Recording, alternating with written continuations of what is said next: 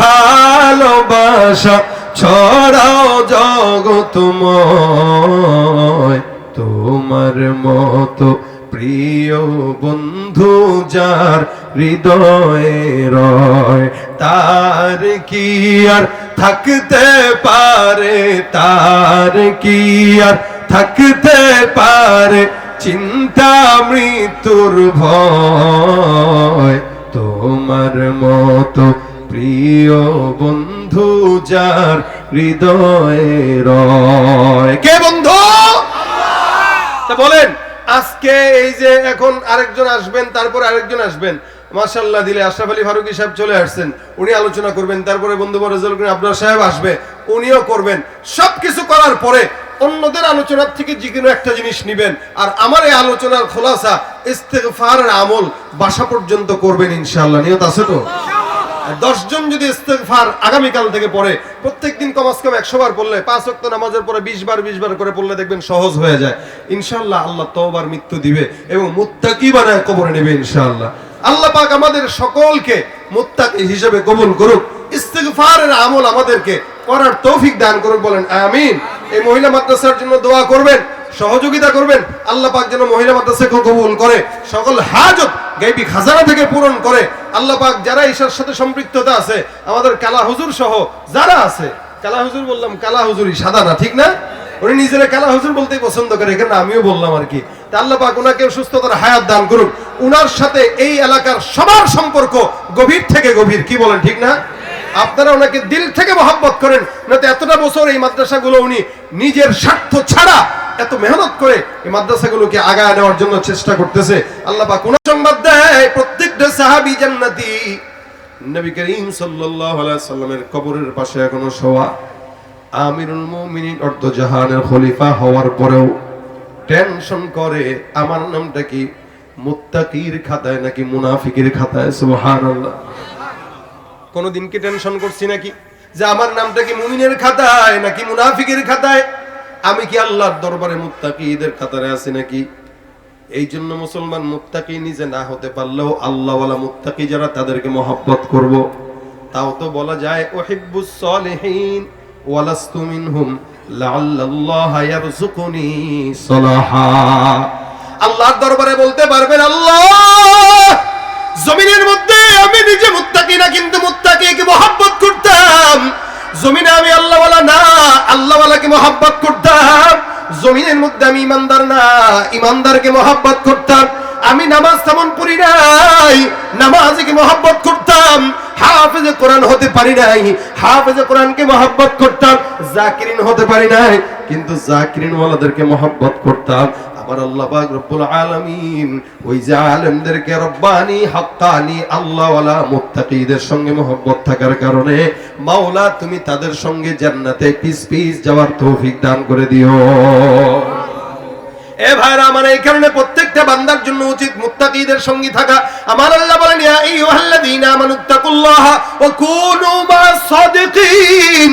জমিনের মধ্যে তাকওয়া অর্জন করো মুমিন, আর সৎসঙ্গী যারা, বন্ধু যারা, আল্লাহওয়ালা যারা, ইমানদার যারা, চলতে যদি হয় বাটপারের সঙ্গে নয়, দুর্নীতিবাদের সঙ্গে নয়, কাফেরের সঙ্গে নয়, বন্ধু করবা না, আল্লাহওয়ালাদের সঙ্গে বন্ধুত্ব করবা। আমার দেশের মুসলমান ঘরের সন্তানেরা মুসলমান হওয়ার পরে ইহুদি নাসারা নাস্তিক মুরতাদদের সঙ্গে বন্ধুত্ব করে, ঠিক কিনা? আল্লাহ নিষেধ করেছেন স্পষ্ট, খবরদার লা তাত্তাখিযুল ইয়াহুদ ওয়ান নাসারা আউলিয়া। ইহুদি নাসারা মুশরিক মুনাফিকদেরকে বন্ধু বানানো যাবে না। কেন? তারা তাদের বন্ধু, মুমিন মুমিনরা বন্ধু, কাফের কাফের বন্ধু, বাটপার বাটপারের বন্ধু, চোর চোরের বন্ধু।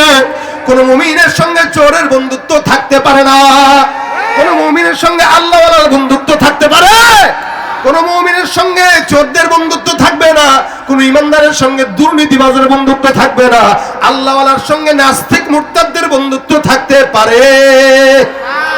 এই জন্য মুসলমান, আল্লাহ পাক বলেন কুনু মা'আস সাদিকিন, সত্যবাদী যারা, সৎসঙ্গী যারা, এদের সঙ্গে সম্পর্ক লাগায় দাও। আমি আল্লাহ পাক রব্বুল আলামিন ওই সৎসঙ্গ বান্দাদের সঙ্গে থাকার কারণে ওদের পিছে পিছে তোমাকে জান্নাতে যাওয়ার সুযোগ করে দিব। সুবহানাল্লাহ। আমিরুল মুমিনিনের মতো একজন আমিরুল মুমিনিন এত বড় আমিরুল মুমিনিন খলিফাতুল মুসলিমিন হওয়ার পর এরপরে টেনশন, নামটা নাকি মুমিনের খাতায়, মুত্তাকির খাতায় নাকি মুনাফিকের খাতায়। একদিন বালিশের সঙ্গে মাথা লাগায় চিন্তা করেন তো, আমি নিজেও তো একজন ইমানদার নিজেকে দাবি করি, কিন্তু কতটুকু মুমিন হতে পারলাম, কতটুকু মুত্তাকি হতে পারলাম? নিজে প্রত্যেকটা দিন গুনাহ করি, গীবত করি, শিকায়াত করি, পরনিন্দা করি, প্রতিহিংসা করি, আরেকজনের পিছনে লেগে থাকি। একসঙ্গে বসলে গীবতের অভাব নাই, শিকায়াতের অভাব নাই, পরস্ত্রীকাতিরতা, হিংসা, এমন কোন অন্যায় নাই যেগুলো আমাদের মধ্যে নাই। ঠিক কিনা জোরে কর? মুসলমান দাবি করে গুনাহ করে, মুসলমান দাবি করে সুন্নাত মানে না, মুসলমান দাবি করে নামাজ পড়ে না, মুসলমান দাবি করে রোজা রাখে না। আমার রব্বুল আলামিন ডাক দিয়া বলেন, ওয়ামিনান নাসি মান ইয়াকুলু আমান্না বিল্লাহ ওয়া বিল ইয়াউমিল আখির ওয়া মা হুম বিমুমিনিন। যারা নিজেরা মুমিন দাবি করে, আমি আল্লাহ বললাম এরা মুমিন নয়, এরা হলো ভণ্ড।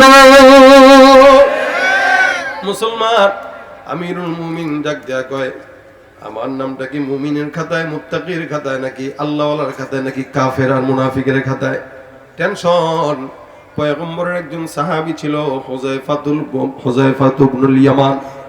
এই হুযায়ফা ইয়ামান রাদিয়াল্লাহু তাআলা আনহুর কাছে আল্লাহর নবী সাল্লাল্লাহু আলাইহি ওয়াসাল্লাম সুন্দর করে মুনাফিকের লিস্টি কারা কারা এদেরকে দিয়ে দিয়েছেন, যার কারণে হুযায়ফা রাদিয়াল্লাহু তাআলা আনহু কোন মুনাফিকের জানাজা কোনোদিন পড়তেন না। একটা মুনাফিকের জানাজা উনি পড়তেন না, এটা ওনার আদত। মুনাফিকের জানাজা পড়বে সমাজের নিকৃষ্ট মানুষরা, সাধারণ মানুষরা, কোন আল্লাহ ওয়ালা বুজুর্গ আলেমদের না মুনাফিকের জানাজা পড়বে না। বর্তমানে যদি এই আইনটা থাকতো, তাহলে এই সমাজের আকসার মানুষের জানাজা কোন আলেমরা পড়তো না। ভাইরা আমার খুব বুঝবেন, আমিরুল মুমিনিন আমার চিন্তা করে, আল্লাহ আমার নামটা কি মুত্তাকির খাতায় নাকি মুনাফিকের খাতায়? কোন জায়গায় আমার নাম আছে মালিক? বারবার টেনশন, বারবার টেনশন। হুযায়ফাকে ডাক দিয়ে বলো, হুযায়ফা তোমার কাছে তো আল্লাহ পাক রব্বুল আলামিনের হাবিব মুনাফিকের লিস্টটা দিয়ে দিয়েছে। এর হুযায়ফা বলো দেখি, আমি ওমরের নামটা মুনাফিকের খাতায় আছে নাকি? আমিরুল মুমিনিনের মতো একজন সাহাবী, যেই সাহাবী অব্দ জাহান শাসন করেছেন, যেই সাহাবী উটের রশি টান দিয়া নিয়ে যেতেন, আর ওনার খাদেম উটের উপরে বসা থাকতো। সুবহানাল্লাহ, খাদেম উপরে বসা থাকতো, আমিরুল মুমিনিন টানে টেনে টেনে টেনে নিয়ে যেতেন। সে আমিরুল মুমিনিন ডাক দিয়া কয়, যিনি অর্ধরাতে, এই গভীর রাতে জনগণের সেবা করার জন্য ছদ্মবেশে বের হয়ে দেখতেন, সেই আমিরুল মুমিনিন ডাক দিয়া কয়, মালিক রে, আমার নামটা কি মুত্তাকির খাতায় নাকি মুনাফিকের খাতায় আছে আমি তো জানি না। হুযায়ফাকে ডাক দেয়া বলো, হুযায়ফা আমার নামটা কি কোন জায়গায় দেখো? হুযায়ফা ডাক দেয়া বলে, আমিরুল মুমিনিন আপনি আমাকে জিজ্ঞাসা করলেন, বলা যাবে না, আমার পয়গম্বরের নিষেধ। জমিনের মধ্যে এটা আমি জানি, আমার মাওলা জানে, আর কেউ জানে না। এই লিস্টটা আল্লাহর নবীর আমানত আমার কাছে আছে। আমিরুল মুমিনিন হিসাবে এটা জানার জন্য জোর জবরদস্তি করা, এটা ওমর রাদিয়াল্লাহু তাআলা চাইলে পারতেন, কিন্তু হযরত ওমর করেন নাই। ডাক দেয়া কয়, ভাই বলবা না? কয় রাসূলের নিষেধ আছে। আমিরুল মুমিনিন বাসায় যায়, যে পেরেশানিতে ঘুম আসে না, বারবার টেনশন করে, আর টেনশন মাথার মধ্যে, বালিশের নিচে, বালিশের উপরে মাথা দিয়ে ভাবে আর করে, আল্লাহ 3 দিন হয়ে গেল, 3টা রাত পার হয়ে গেল, আমার পেরেশানিতে ঘুম আসে না। আমার নামটা কি যদি মুনাফিকের খাতায় থাকে, আমি ওমরের জাহান্নাম ছাড়া উপায় নাই। আমার নামটা যদি মুত্তাকির খাতায় থাকে, আমার কোনো খুশির খবর নাই। আল্লাহ পাক রব্বুল আলামিন আমার নামটা কোন জায়গায় দিয়েছে, এটা মালিক ছাড়া, হুযায়ফা ছাড়া কেউ জানে না। আমিরুল মুমিনিন কখনো কখনো বলতেন, এর জান্নাতে যদি যাওয়া লাগে আমি ওমর যাব, আবার যদি জাহান্নামে কেউ পড়া লাগে আমি ওমরই জাহান্নামে যাব। দেখেন ইমানের কত বড় পাওয়ার। এত নেক করতো, নিজের প্রতি এত কনফিডেন্স ছিল যে বলতো, জান্নাতে যদি দেওয়া লাগে আমাকেই দেওয়া লাগবে, আবার গুনাহের কারণে জাহান্নামে যদি যাওয়া লাগে আমি ওমরই জাহান্নামে যাব।